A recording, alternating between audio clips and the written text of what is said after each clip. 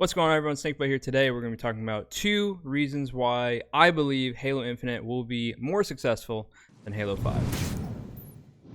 Alright, so one of the first main reasons why I do believe that Halo Infinite, especially from an esport, this is more so esport standard, will be successful, is because of the announcement of partner teams. I did realize that although I've been waiting to do a lot of content leading into Halo Infinite, there's a lot of stuff that I've kind of been leaving on the table. So jumping into this video, Halo Infinite, it's a minute long, esport partner team reveal. Let's give it a watch because of how sick it is.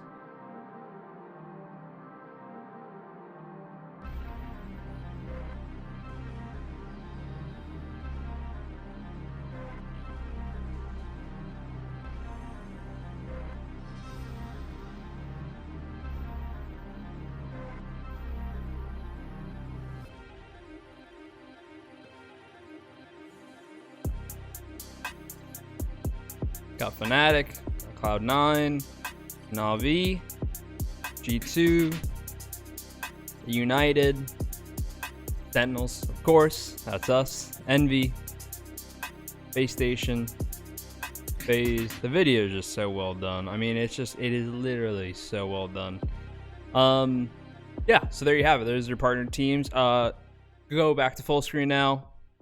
Don't worry, you're not going to see a transition, but I'm going to go to full screen and we're going to talk about it. So basically, I really believe that Halo Infinite Esports is already set up for success way more, just on the simple fact of having those partnered teams. Throughout the history of Halo 5, I really think teams' abilities to sign teams, organizations' ability to sign teams, just to make it a little bit easier to understand, and then kind of go in and out, really makes it hard for there to be a solid fan base in the game. And not just in the game, but within teams. We obviously had a situation happen with us. We were on Counterlogic Gaming.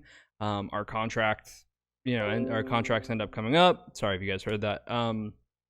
Then we went over to Optic for a year and a half, and then our contract ends up coming up, and we formed our own thing with Tox. And granted, even though our team is fortunate where we stayed the same, I do believe that it made things a little bit difficult and tough on the esports scene for the most part. I'd say our switches weren't necessarily the end of the world, especially by the time we switched over in 2018. Halo 5 was basically, it was the last year of Halo 5. And I don't necessarily know how, without getting too much into it, I don't necessarily know how that's still going to not necessarily be somewhat of a factor of look, if contracts come up with other people, how do you then make sure that a top team is going to said partnered team, right? I don't necessarily, I guess skins and stuff like that is a big incentive, but you get my point. But I do believe having that relationship is what's going to be the difference, be the difference maker, I should say, on the esports side. Because Halo 5, dare I say, was kind of random. Halo 5, it was 3 months in, there was a $2.5 million tournament, and then you kind of see our team specifically did nothing for 6 months, and then you go win that event, and you're kind of waiting for a month or 2 months of okay, what are we gonna do now? Whereas there being partnered teams now, everyone's really informed. Obviously, we're gonna get the 1-year roadmap hopefully soon. I know that it's in their works, to where I feel like it just creates that stability that Halo's needed for a very long time. So reason number 1, just simple information to partner teams, to organizations where the fan base can feel, can stay true and can feel like they can root for their teams, and their teams feel like they're informed and know the direction of which we're going, which obviously was a big problem in Halo 5. Especially for us, just being upfront with you guys through Halo 5, contract negotiations weren't always the easiest because we didn't always know what was happening. So therefore, did we want to give away? Sometimes you got to try to give away prize money for X amount of salary, or maybe you don't want to give it away, or maybe you don't know, are we going to get skins in the game, or we're not going to get skins? It's just there's so many different factors. Whereas now, concrete info will make a world of a difference. Trust me on that.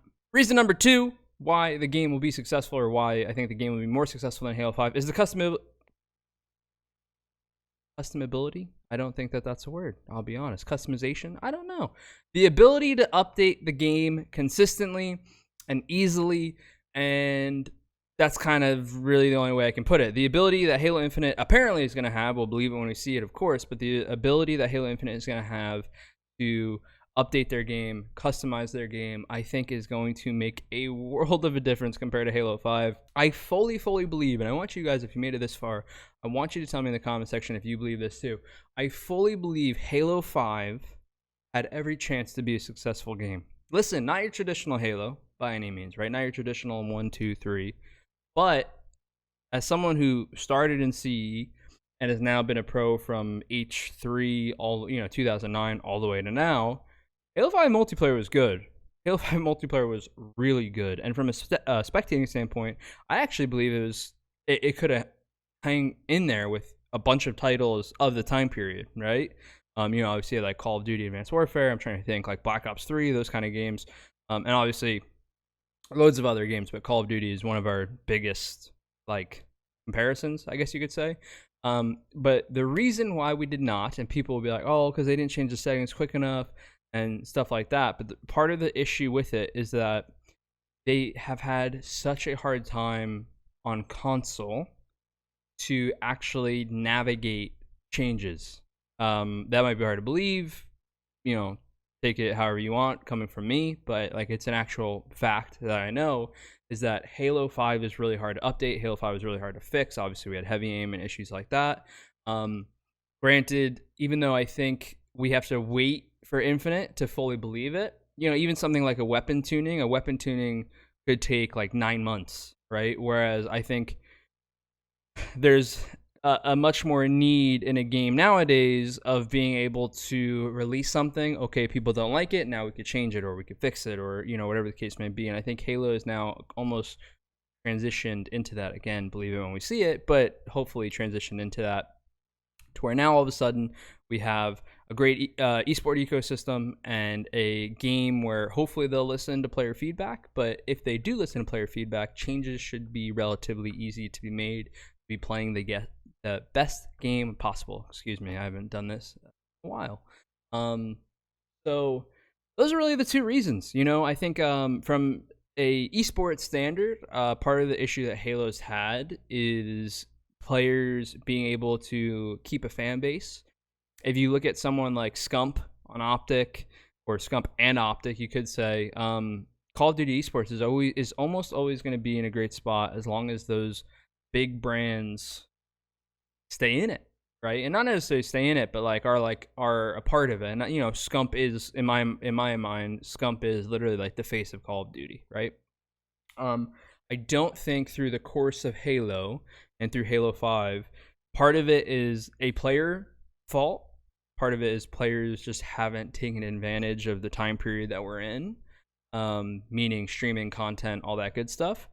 And the other part of it is I don't think we were necessarily, and I take more of the self-blame on this, so take what I'm saying is like not a super harsh thing, but I also think that we were not necessarily given the same opportunity. Some forced, again, from the players, and some made to be just challenging. Like the thing with OG, I feel like we were really building a fan base then, and then obviously stuff within the infrastructure of OG being Optic Gaming changed to where we couldn't then really keep that fan base, because the fan base is always going to follow the team, for the most part. And not granted, some people follow, but you get what I mean. Whereas now, hopefully with partner teams, everyone who's signing the dotted line to be a part of organizations, we're fortunate where we were actually signed with Sentinels before they were a partner team, so we have a really great relationship with them.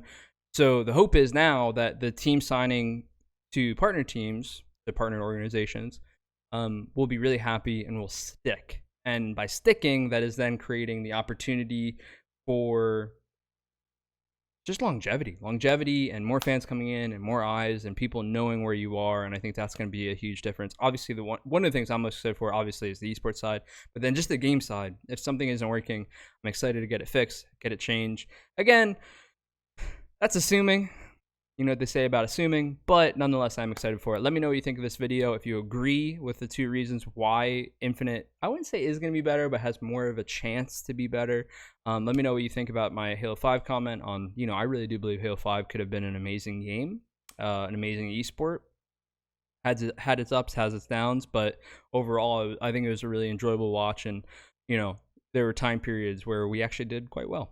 And there are time periods where you didn't do so well, but that's the name of the game. And obviously, hopefully, with a new infrastructure coming in, a new ecosystem coming in, that's going to change permanently. Put a stamp on it. That's going to change. So let me know what you think. I appreciate you guys watching. I'm going to try to do a little more update videos here and there, especially while we're waiting on the game and waiting on content. Going on vacation here soon, so the next I'm gonna have a gameplay out, then I'm gonna do this, and then probably when I get back I'll do like a gameplay. I didn't do a multiplayer overview of the competitive side. So if you have anything that you want to see Infinite related, I'm not really gonna upload like H3 content or H5 content. I don't play H5 anymore, and H3 I kind of just play just to try to stream, which even that has taken a big hit because I just don't want to play Halo 3 anymore. So if you have any content you want to see, please post in the comment section. I'm sorry to be asking you guys for so much, but I really want to, heading into Infinite, I want to be gearing the channel up the best we can, and I want to be providing content that you guys want to see. So if you made it this far and you have something you want to see Infinite related, please post it. Let me know, and as soon as I can. I have a busy month coming up because we have a lot of content stuff that we got to go do, but I will be working on it. I appreciate you guys. Thank you very much for watching. Leave a like on the video if you enjoyed it. Subscribe to the channel if you haven't already, and as always, see you guys in the next video. Peace out, everyone.